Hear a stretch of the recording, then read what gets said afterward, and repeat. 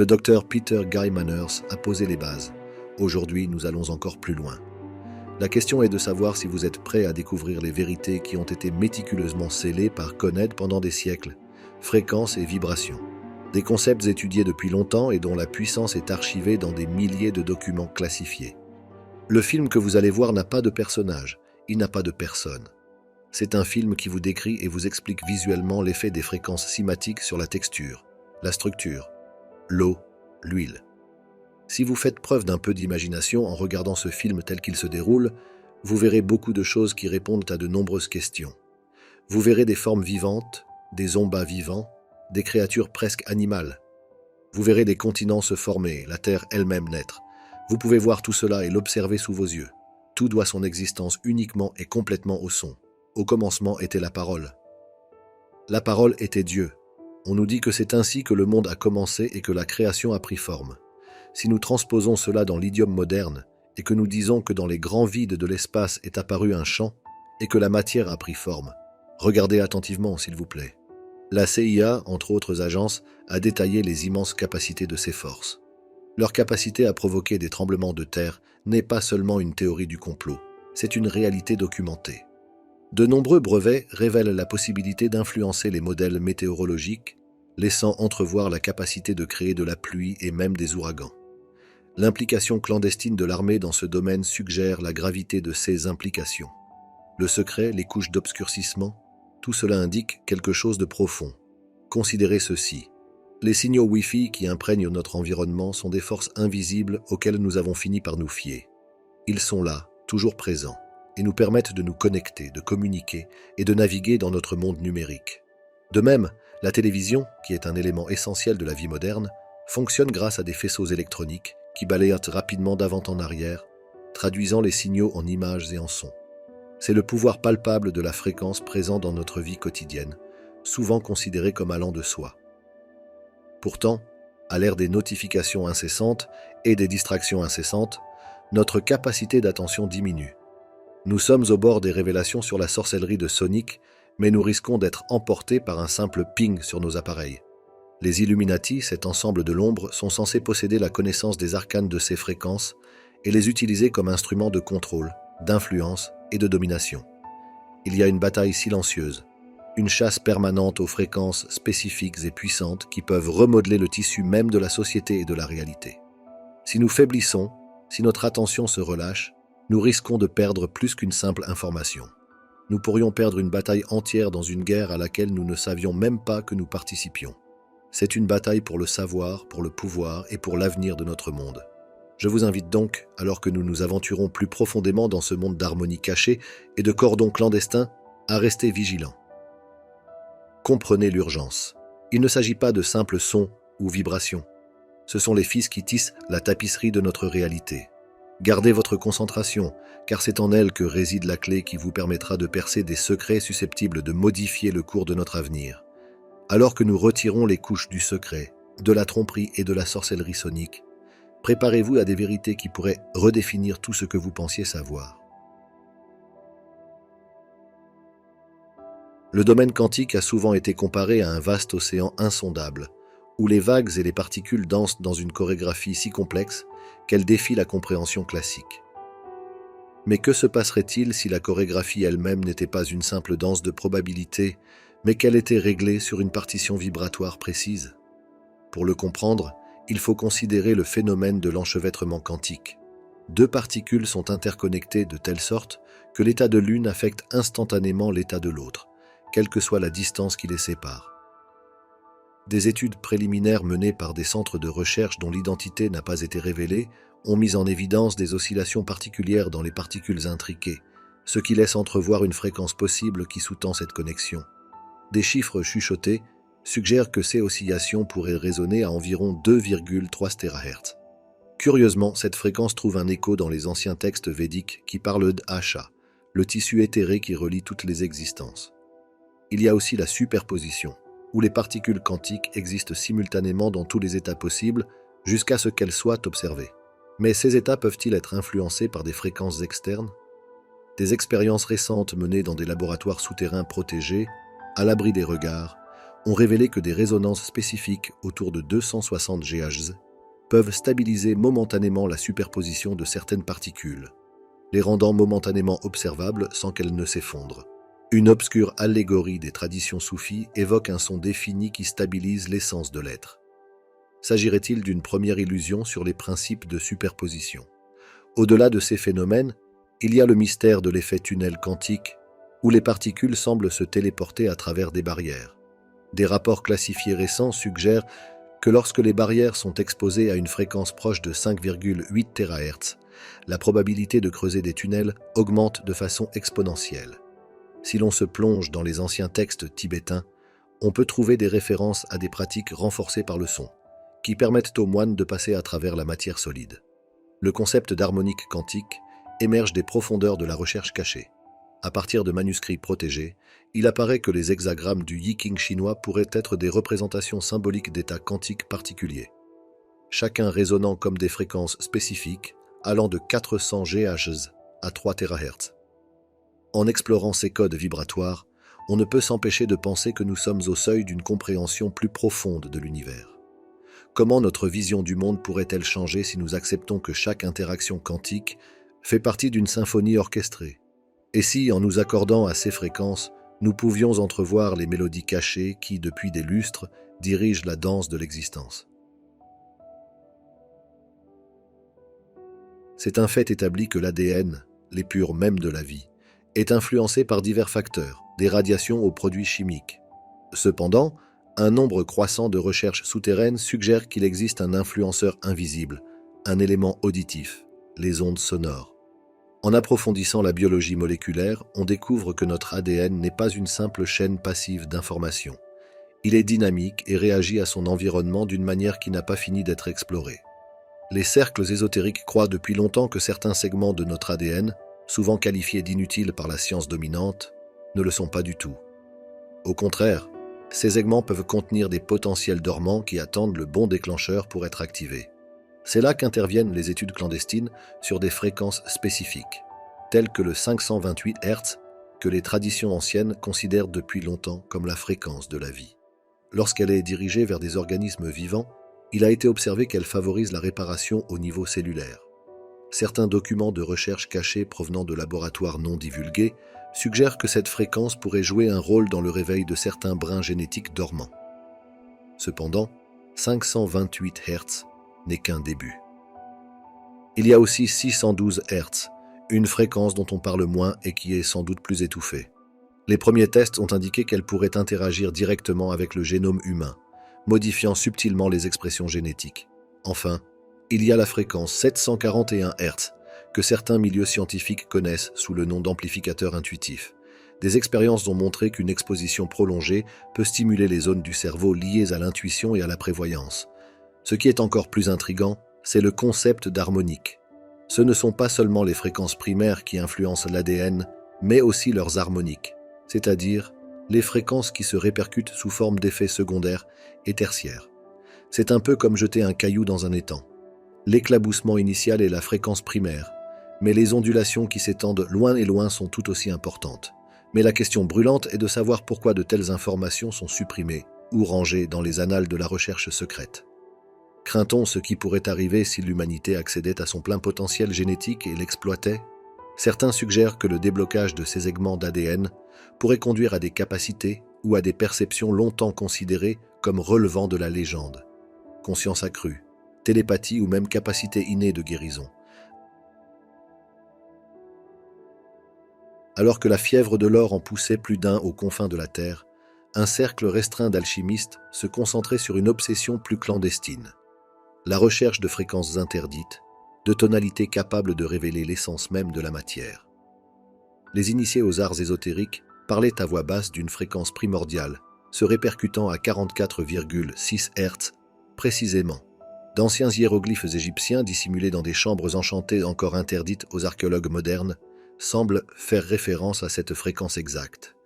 Les traductions parlent du son qui façonne, faisant allusion à une clé vibratoire qui, une fois frappée, pourrait réorganiser la danse atomique au milieu des ruines de la bibliothèque d'Alexandrie. Il existe un manuscrit souvent négligé qui n'est connu que d'un groupe de personnes très discrètes. Ce texte, Le codex Odom-Manser propose une série d'harmoniques construites sur la base de 44,6 Hz. Le codex suggère que lorsque ces harmoniques sont superposées dans des séquences exactes, les métaux de base comme le plomb peuvent être amenés à osciller d'une manière qui imite la signature atomique de l'or. En substance, une pierre philosophale sonore. L'Orient n'était pas en reste. Au cœur de l'Himalaya se trouve un ancien monastère qui abrite des parchemins détaillant des rituels vibratoires. Les moines chantent dans des tons précis, atteignant 137,5 Hz, censés résonner avec le battement de cœur atomique du mercure. Grâce à une intention ciblée et à des années de pratique, ils décrivent un chatoiement fugace mais transformateur dans le métal, indiquant un passage momentané à l'argent. Des anomalies modernes témoignent également de cette alchimie orale. En 1997, dans un laboratoire russe isolé, une expérience aurait été menée dans le plus grand secret. Les scientifiques ont exposé un échantillon de bismuth à une symphonie complexe de fréquences, allant crescendo à 92,4 Hz. La structure atomique du bismuth a présenté des perturbations inexplicables, affichant les propriétés du platine pendant quelques fractions de seconde. Cependant, les secrets les mieux gardés sont ceux de la Guilde Cymatique, une organisation qui opère dans l'ombre. On dit qu'elle possède une matrice tonale, une grille qui indique les fréquences précises de chaque élément du tableau périodique. Associée à l'insaisissable 44,6 Hz, la Guilde revendique la capacité d'influencer la cohésion atomique et de réécrire efficacement les identités élémentaires. Cependant, le pouvoir s'accompagne de dangers. Des rapports non confirmés suggèrent qu'une exposition incontrôlée à ces fréquences a conduit à des résultats inattendus et souvent catastrophiques, allant de la combustion spontanée de matériaux à la génération de trous noirs miniatures. Les enjeux de cet art auditif sont indéniablement élevés. Alors que la science et le secret s'entremêlent, il convient de se demander s'il s'agit des clés audio d'une nouvelle ère d'abondance ou de fréquences interdites qui pourraient défaire la trame de l'existence elle-même. Au-delà de l'étendue bleue familière de son ciel, se trouvent les vastes étendues énigmatiques de l'espace qui regorgent de phénomènes défiant l'entendement humain. L'un de ces phénomènes mystiques concerne les fréquences insaisissables émises par les entités cosmiques, des fréquences qui ont titillé les chercheurs pendant des décennies. La première de ces fréquences est le murmure des trous noirs. Contrairement à la croyance populaire, les trous noirs ne sont pas totalement silencieux. Bien qu'ils avalent la lumière, ils chantent en émettant des ondes gravitationnelles. Des observations récentes ont permis de repérer un de ces trous noirs qui émet une fréquence de 32 Hz. En fouillant dans les écritures anciennes, on s'aperçoit que cette fréquence correspond étrangement au récit du dieu sumérien Enki, décrit comme la divinité de l'eau. Ces fréquences seraient-elles donc l'écho de contes et de divinités primordiaux? Les pulsars, quant à eux, fonctionnent comme des phares cosmiques. Ces étoiles à neutrons en rotation rapide émettent des faisceaux de rayonnement qui peuvent être convertis en son. Un pulsar particulier, PSR B329+54, émet des fréquences d'1.4 GHz. Les anciens savants, dans leurs manuscrits cryptiques, parlent de rythmes stellaires correspondant au pouls de la vie sur Terre. Existe-t-il un lien entre les fréquences de ces pulsars et la vitalité terrestre? Les nuages de gaz interstellaires, souvent considérés comme de simples toiles de fond pour les chefs-d'œuvre des étoiles, cachent un secret sonore qui leur est propre. Ces nuages, composés de poussière et de divers gaz, résonnent de bourdonnements à basse fréquence. La nébuleuse d'Orion, l'une des plus étudiées, produit des sons à environ 1420 MHz, une fréquence étroitement liée à l'arrêt de l'hydrogène, souvent associée dans les textes obscurs à l'importance primordiale de cet élément dans les traditions alchimiques. Même les vents cosmiques, ces courants de particules chargées libérés par les étoiles, ont leur symphonie. Notre Soleil arrose la Terre de vents solaires, dont la fréquence avoisine les 500 kHz. Il est intéressant de noter que certains textes enterrés, la dynastie Ming affirme que certaines techniques de méditation s'alignent sur cette fréquence exacte, conduisant les praticiens à de profondes révélations. La question se pose, les cultures anciennes s'accordaient-elles à la voix du Soleil? Si ces sonorités célestes constituent une piste de recherche passionnante, des connaissances cachées laissent entrevoir bien plus que l'identification de ces fréquences. Les textes gnostiques et les manuscrits alchimiques font allusion à l'harmonisation de ces sons célestes avec la conscience humaine. La suggestion n'est pas seulement d'écouter, mais de raisonner.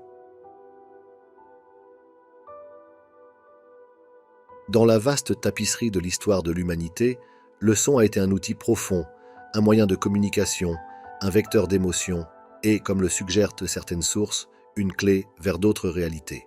Le concept des portes des étoiles, portail vers d'autres dimensions ou d'autres états de conscience, évoque souvent des images de machines de haute technologie ou de rituels obscurs. Et si la clé permettant d'ouvrir ces portes se trouvait dans le domaine de l'audible? Et si les fréquences sonores, spécifiquement affinées, pouvaient ouvrir les portes de l'inconnu? Dans les voûtes gardées des traditions anciennes, il existe des illusions sur ces portails sonores. Les hiéroglyphes égyptiens, par exemple, décrivent des cérémonies au cours desquelles des diapasons massifs sont frappés en séquence, produisant une fréquence fixée à 111 Hz. Selon des interprétations clandestines, ces fréquences n'étaient pas destinées à un simple rituel ou à un divertissement. Elles devaient ouvrir des portes vers le duat, ou le monde souterrain. De même, dans la tradition maya, des rythmes de tambour spécifiques produisant des résonances autour de 214 Hz étaient censés permettre aux prêtres de communiquer avec des divinités d'autres plans. Le Tibet, dont l'atmosphère est chargée de spiritualité, abrite l'une des traditions les plus énigmatiques, le chant de moine. Lorsqu'ils entonnent leur chant aux résonances profondes, ils produisent une fréquence dont la moyenne est M, ou unité cosmique. Les personnes exposées à ce son dans de bonnes conditions ont rapporté des expériences hors du corps, se sentant comme transportées momentanément dans un autre monde. Cependant, pour comprendre ces portes des étoiles sonores, il ne suffit pas de connaître les fréquences de base. Il faut aussi connaître les harmoniques et l'interaction entre les différentes sources sonores.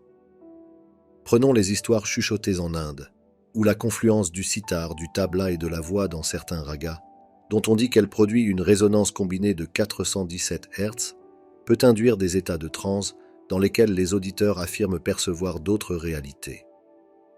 En passant d'une culture à l'autre, la question se pose inévitablement. Existe-t-il une fréquence maîtresse universelle qui agirait comme l'ultime porte des étoiles? Certains chercheurs clandestins évoquent la fréquence 963 Hz. Cette fréquence, rarement évoquée dans les cercles traditionnels, est souvent appelée la fréquence divine.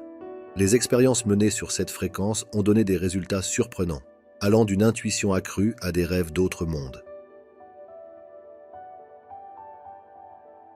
Les infrasons occupent un domaine unique dans le spectre auditif, juste en dessous du seuil de la perception humaine. Bien qu'ils soient invisibles à nos oreilles, leurs effets sont loin d'être discrets. Ces fréquences, généralement inférieures à 1 Hz, peuvent susciter une myriade de réactions allant du malaise à l'émerveillement, et sont souvent liées à des expériences paranormales. Des documents historiques occultés par le temps et le secret indiquent que d'anciennes civilisations ont compris le pouvoir de ces sons silencieux. Des récits chuchotés dans les couloirs souterrains des pyramides égyptiennes parlent de chambres où l'on utilisait des fréquences infrasonores de 18,98%, la même fréquence que les vents de l'oasis. Ceux qui se sont aventurés dans ces chambres ont souvent fait état de sensations de malaise ou d'observation, attribuant ces sensations à des dieux ou à des esprits. Passant des sables de l'Égypte au cercle de pierre des îles britanniques, Stonehenge, une merveille qui intrigue encore les scientifiques modernes, est considéré par certains érudits ésotériques comme un générateur naturel d'infrasons. Lors d'alignements célestes spécifiques, lorsque les vents soufflent dans la bonne direction, des fréquences de l'ordre de 17 Hz émaneraient de son cœur. Les légendes abondent sur les mystiques et les druides qui ont eu des visions pendant ces périodes. Mais la portée des infrasons ne se limite pas aux merveilles anciennes. Les rencontres modernes avec le paranormal, apparitions, points froids et frayeurs inexpliquées, pourraient être liées à ces fréquences subaudibles. Certains scientifiques postulent que les infrasons d'environ 19 Hz peuvent faire résonner l'œil humain, entraînant des distorsions visuelles ou des hallucinations, fournissant ainsi une explication naturelle potentielle aux apparitions de fantômes. Mais la nature n'est pas la seule à manipuler les infrasons.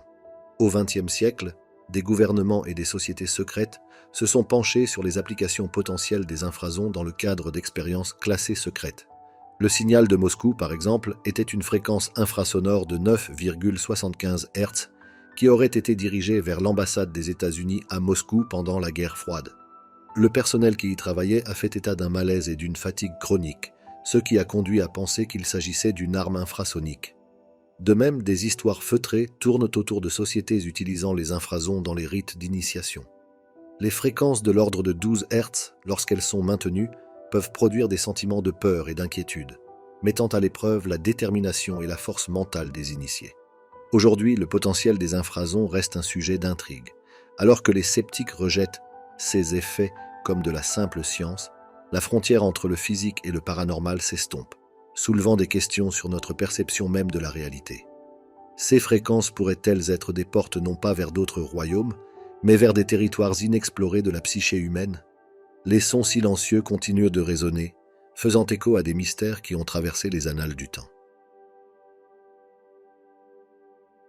Dans le cœur tumultueux de notre univers, certaines fréquences se distinguent, non pas par leur volume, mais par leur inexplicabilité pure et simple.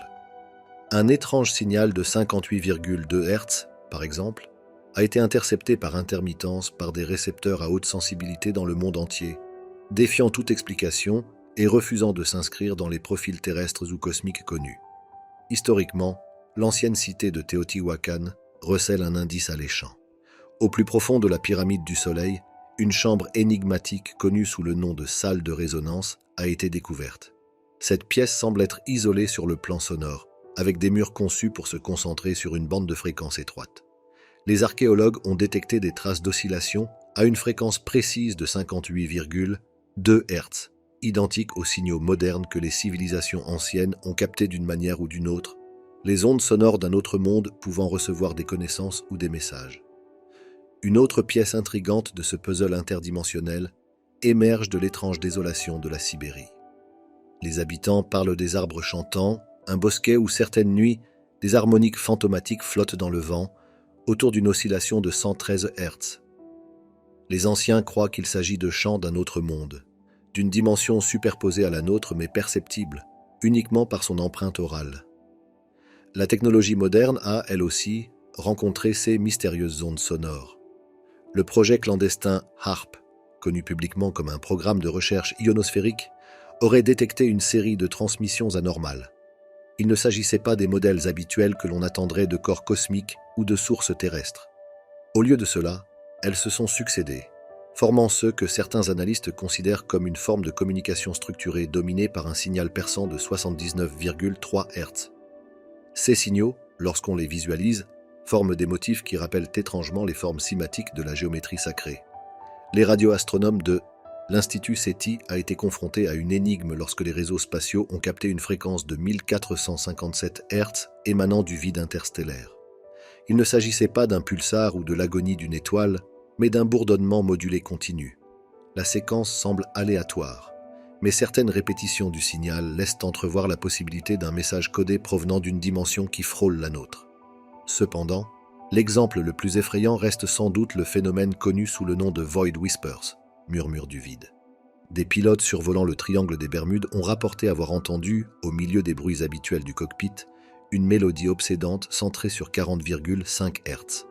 Certains affirment qu'il pourrait s'agir d'interférences, tandis que d'autres, plus audacieux, supposent que le triangle est un mince espace entre les dimensions, permettant des interactions sonores fugaces. Les preuves disséminées dans l'histoire et la géographie posent des questions alléchantes. S'agit-il de simples bizarreries de la nature ou de véritables artefacts sonores provenant de l'au-delà? Quels secrets, avertissements ou révélations apportent-ils? Seuls les êtres de fréquence le savent, et ils ne le disent pas, du moins pas encore. Tout au long de l'histoire, des textes énigmatiques et des traditions orales protégées ont fait allusion à un courant sous-jacent qui lie chaque atome, chaque étoile et chaque souffle de vie en une tapisserie singulière. Ces connaissances clandestines ne parlent pas de simple énergie ou de matière, mais suggèrent une proposition audacieuse, une symphonie de fréquences qui entrelace toute l'existence. En 1973, lors d'une réunion confidentielle, un groupe d'élite de chercheurs soniques s'est réuni dans un monastère isolé de l'Himalaya. Leur objectif était de déchiffrer un ancien parchemin, le Codex Sankhya, détaillant les harmoniques qui résonnent à travers de multiples plans d'existence. Il décrivait des fréquences telles que le 432 Hz, longtemps considéré par les sociétés secrètes comme la hauteur cosmique ou la fréquence naturelle de l'univers. À 432 Hz, les instruments anciens découverts dans les ruines mésopotamiennes se sont avérés être accordés précisément à cette fréquence, ce qui suggère une norme universelle de résonance. Le codex présente également des représentations visuelles qui s'apparentent à des motifs cymatiques. La simulation, l'étude du son visible, a montré qu'à 528 Hz, certains motifs géométriques se forment, souvent apparentés à ceux que la géométrie sacrée désigne comme la graine de la vie. Il ne s'agissait pas d'une simple coïncidence. L'implication était claire. À des fréquences spécifiques, le son n'était pas seulement un son. Il devenait un pont vers des phénomènes visuels, tangibles et peut-être interdimensionnels. Mais c'est là que les choses deviennent encore plus passionnantes. Les théories quantiques avancées postulent désormais l'existence d'un univers holographique. Chaque partie contient le tout. Et si l'univers lui-même est un hologramme, ces fréquences pourraient-elles être la lumière laser nécessaire pour interpréter cette image grandiose? C'est là qu'intervient le dispositif Ecotone, un appareil clandestin dont la rumeur dit qu'il a été mis au point par un scientifique anonyme. Il cherche à projeter le plan holographique de l'univers en se concentrant sur ces fréquences interdites. Des expériences préliminaires menées avec l'appareil, en particulier à 963 Hz, auraient permis de visualiser de vastes réseaux cosmiques ressemblant aux synapses de notre cerveau. Cela a conduit certains à émettre l'hypothèse d'une connexion macro-micro, comme en haut comme en bas. Il y a aussi le manuscrit de Rona de 1592, qui est resté non traduit pendant des siècles en raison de son obscurité linguistique. Lorsqu'il a finalement été déchiffré, il parlait de vibrations qui dansaient la mélodie de la création et de la façon dont certains alignements de tons, comme le 741 Hz, pouvaient dissiper les voiles entre les mondes. En suivant ces traces auditives, nous sommes amenés à nous demander si nous et tout ce qui nous entoure ne sommes que les notes d'un grand opus cosmique. Et si c'est le cas, en comprenant et peut-être en manipulant ces fréquences, pourrions-nous avoir une idée plus claire de notre rôle dans ce vaste plan de résonance? Sonder ces révélations, c'est jeter un coup d'œil au-delà du rideau de l'univers, entendre les battements de son cœur et s'interroger sur la symphonie qui se joue dans les espaces intermédiaires. Dans les cercles ésotériques, on chuchote souvent que l'univers, dans son immensité, n'est pas seulement une toile de corps céleste et de vides expansifs, mais qu'il est une composition complexe d'harmonie. Il ne s'agit pas simplement de sons, mais de vibrations qui forment l'ossature de l'existence elle-même. Dans les ruines de Göbekli Tepe, un site archéologique plus ancien que Stonehenge, des chercheurs sont tombés sur des artefacts suggérant une connaissance avancée du son. Ces artefacts, lorsqu'ils étaient frappés, émettaient une fréquence de 528 Hz, souvent appelée dans les cercles occultes la fréquence de réparation de l'ADN. Ce son sacré est censé entrer en résonance avec les éléments constitutifs de la vie, rétablissant ainsi l'équilibre et l'harmonie. En remontant plus loin dans l'histoire, les Sumériens ont parlé des Nuni, qui auraient communiqué à l'aide d'une série de fréquences complexes. Des tablettes d'argile encore partiellement déchiffrées suggèrent que ces êtres maîtrisaient un langage sonore. Une fréquence mentionnée à plusieurs reprises est celle de 4177 Hz, une tonalité censée faciliter le changement et la transformation. Mais les mystères ne se limitent pas aux reliques anciennes. À l'époque moderne, l'insaisissable projet Resonare, qui a disparu du discours scientifique dominant, aurait sondé les motifs mélodiques émis par les trous noirs supermassifs. Les résultats ont été révolutionnaires. Non seulement ces géants cosmiques produisaient l'obsédant 639 Hz, mais ces sons, lorsqu'ils sont reproduits, ont des effets profonds sur la psyché humaine, invoquant des états profonds de méditation et d'introspection. Les travaux du docteur Elena Serranova, bien qu'entourés de secrets, méritent d'être signalés. Dans ses laboratoires dissimulés en Sibérie, elle aurait découvert l'accord universel, une séquence de fréquences 396 Hz, 741 Hz, 852 Hz, qui, lorsqu'elles sont jouées à l'unisson, s'alignent parfaitement sur les modèles vibratoires du cosmos. Certains pensent que cet accord pourrait révéler les secrets les plus profonds de l'univers, depuis la nature de la matière noire jusqu'au royaume situé au-delà de nos dimensions perceptibles. Par ailleurs, les archives orales d'Alexandrie, une chambre cachée dont on n'a parlé que récemment, abritent ce que l'on dit être les sons d'événements célestes survenus dans le passé. L'un de ces enregistrements, qui serait l'écho du Big Bang lui-même, est centré sur 963 Hz, la fréquence des dieux. On dit que ceux qui l'écoutent ressentent une profonde connexion avec le cosmos. Comprendre l'univers comme une composition, c'est recevoir sa conception sous un jour entièrement nouveau. Chaque planète, étoile et galaxie pourrait jouer son rôle dans une grande symphonie interstellaire, et à mesure que nous déchiffrons les notes, les fréquences et les harmonies, nous nous rapprochons de la compréhension de notre rôle dans ce concert cosmique. Les mélodies de l'univers ne sont pas seulement à écouter, Ce sont des indices à déchiffrer. À chaque époque, il existe des voies d'accès au pouvoir, des méthodes et des outils chuchotés dans les coins sombres, les pierres de touche de ceux qui tirent les ficelles depuis l'ombre.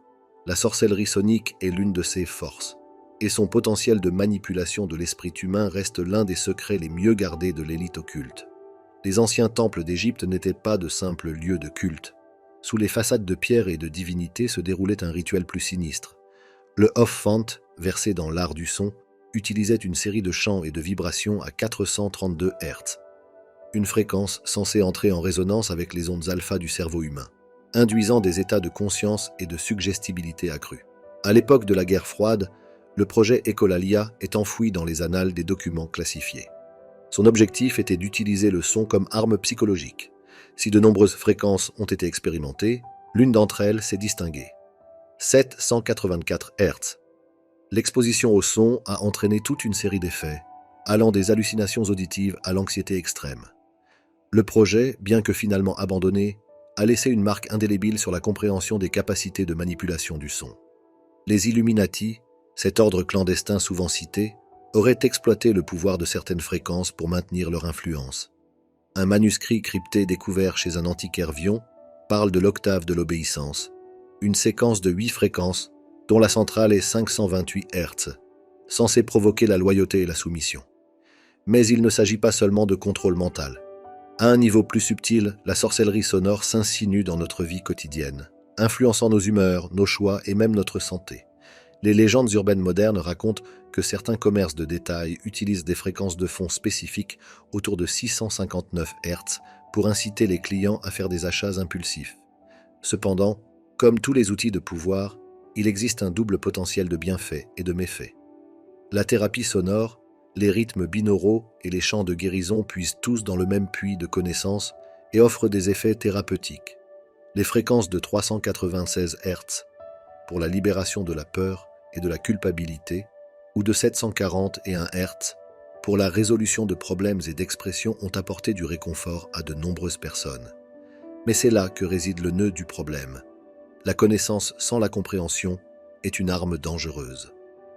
La danse des fréquences et leur résonance avec notre être même est une force puissante. Entre de mauvaises mains, c'est un chant de sirène qui nous mène vers des rivages rocailleux. Mais si elle est comprise et respectée, c'est une symphonie de libération et d'illumination. Alors que nous sommes sur le point de percer davantage les mystères sonores, nous devons nous rappeler que la chanson, bien qu'enchanteresse, peut aussi piéger. Le pouvoir du son ne réside pas seulement dans l'audition, mais aussi dans la connaissance. Alors que nous clôturons ce chapitre de découverte, il est impératif que nous fassions une pause et que nous réfléchissions à l'immensité et à la complexité de l'univers que nous tentons de décoder à travers les sons, les fréquences et les vibrations. Nous avons traversé des domaines à la fois familiers et inconnus, plongeant profondément dans les mystères invisibles qui façonnent notre existence. Chaque chapitre, chaque révélation, n'a fait que renforcer la compréhension de l'existence d'un grand concepteur derrière toutes ces complexités, Dieu. Il est facile de se laisser dévorer par sa soif de connaissance et de compréhension, mais face à une beauté et une précision aussi immenses, il est évident qu'une main de maître est à l'œuvre. Nous nous efforçons de percer les secrets, de saisir l'insaisissable. Et bien que nous ayons fait des progrès, il y a peut-être des aspects de son dessein qui dépassent tout simplement notre compréhension de mortels. Dans notre quête de compréhension, il est essentiel de reconnaître la source de tout cela. Tout comme une symphonie ne serait rien sans son compositeur, la danse harmonieuse des fréquences et des énergies dans l'univers ne serait rien sans son créateur. Nous avons exploré les subtilités de la sorcellerie sonique, exploré des domaines cachés et recherché des secrets anciens. Mais en fin de compte, nous ne faisons qu'effleurer la surface de la profonde tapisserie de Dieu. À chacun d'entre vous qui s'est embarqué dans ce voyage avec nous, qui a choisi de rester ferme au milieu des profondeurs de ces vérités, nous offrons notre gratitude la plus sincère. Votre curiosité, votre ouverture d'esprit et votre soif de vérité ont donné tout son sens à cette exploration. Mais en guise de conclusion, souvenez-vous qu'en cherchant des réponses, en repoussant les limites de la compréhension, il est essentiel de rester humble devant l'immensité de l'univers de Dieu. Car dans notre quête de connaissance, il devient de plus en plus clair que nous ne sommes qu'une petite partie de son grand dessein, et peut-être que certains mystères sont justement destinés à être un témoignage de la grandeur insondable du divin. Merci d'être resté avec nous jusqu'à la fin. d'avoir voyagé à travers les échos du temps et de l'espace. Alors que nous reprenons le cours de notre vie, emportons avec nous un sentiment renouvelé d'émerveillement, de gratitude et de respect pour les merveilles illimitées façonnées par la main du Créateur.